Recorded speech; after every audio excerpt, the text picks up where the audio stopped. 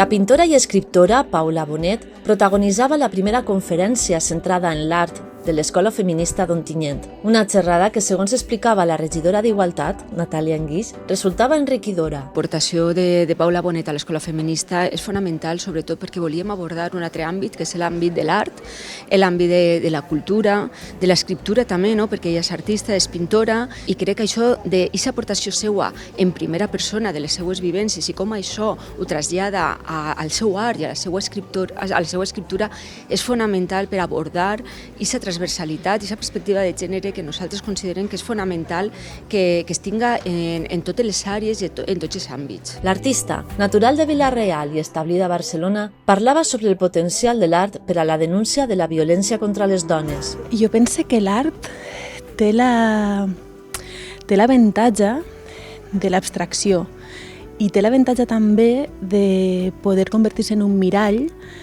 on ens podem assomar i enfrontar coses que de manera directa ens fa por enfrontar.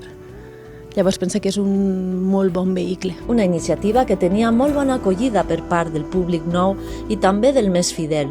Bueno, tot és per curiositat i per dependre. S'entén que amb una senyora com aquestes n'hi ha molt que escoltar i molt que dependre d'ella, sí. És una de les coses que a mi m'interessa molt, una perquè veig que moltes voltes encara en l'edat que estem o en el temps que estem encara n'hi ha moltes discriminacions.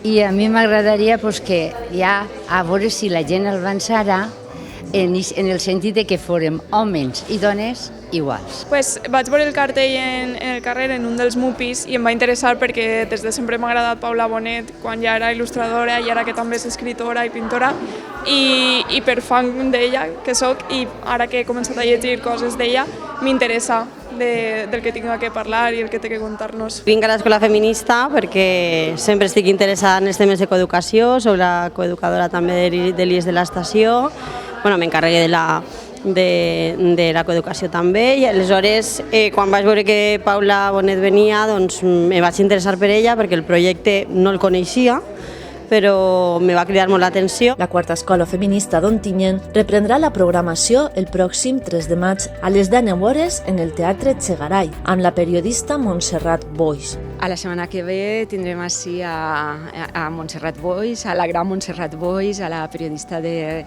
Televisió Espanyola.